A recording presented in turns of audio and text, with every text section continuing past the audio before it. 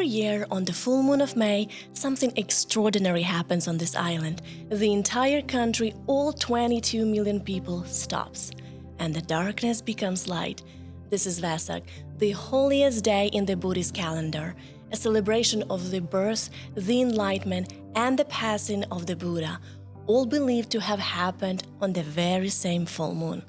And here, in Sri Lanka, they don't just observe it, they illuminate it. I'm Christina, and tonight we are going to discover why Vesak in Sri Lanka is one of the most beautiful festivals on earth. To understand Vesak, you have to understand Buddhism. And Sri Lanka has one of the oldest, deepest Buddhist traditions anywhere in the world. The faith arrived here over 2,003 years ago, and it is woven into every part of daily life. But on Vesak Poya, that's the full moon day, the devotion reaches a different level entirely.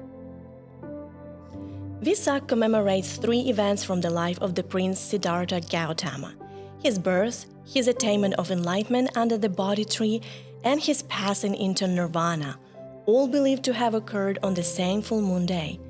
It is a day of reflection, of generosity, of non-violence. No meat is sold in most shops, no alcohol. The entire nation observes Sil, precepts of mindful, compassionate living. Vesak does not begin with light and noise. It begins here, in silence. In the early hours before the sun rises, thousands of people come to listen to the Dhamma, the teachings of the Buddha. For many Sri Lankans, that quiet moment is the most important of the entire year. Pandols, called Toranas in Sinhala, have been part of Vesak celebration in Sri Lanka for centuries. They are not simply decorations. Each one tells a Jataka tale, a story of one of the Buddha's past lives, teaching values like compassion, generosity, and wisdom. Teams of artists and engineers spend weeks building them, and they are offered free to anyone who comes to see them. And the most beautiful thing, it's all free. You don't buy a ticket, you don't need an invitation, you just come. Vesak is a gift the Sri Lankan people give to one another and to anyone lucky enough to be here. This is my absolute favorite part of Vesak, and I'll tell you why. This is called Dansala. Families and communities group set up these stalls along every road in the country, and they feed everyone who passes by for free, no questions asked. It does not matter who you are welcome at the table. This is called kiribath, milk rice made with coconut milk. It is traditionally prepared for auspicious occasions, and the people serving it have been up since 3 o'clock in the morning making it to give away to strangers on the road. That tells you everything you need to know about the spirit of Vesak. The tradition of dana, generosity, given without expectation of return, is at the heart of Buddhist practice. At Vesak, it overflows into streets. Hundreds of dansalas line the roads of every town and village.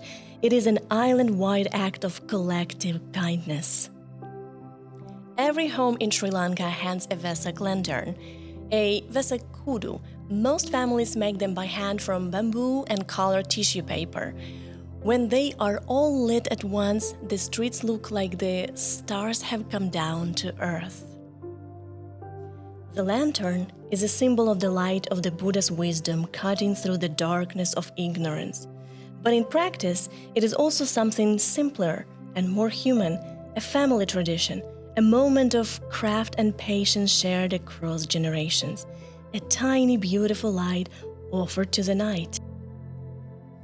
It's past midnight now, and Vesak is winding down, but I'll be thinking about this place for a long time, because what strikes me the most about Vesak is not the size of the pandols or how beautiful the lanterns are. What strikes me is what it asks of people. It asks you to give, to feed a stranger, to sit in silence and think about how to be better. In the world that sometimes feels very loud and very fast, this island on this one full moon goes quiet and goes kind. That's Vesak. I'm Christina for RTV Global Network. Ayubawan.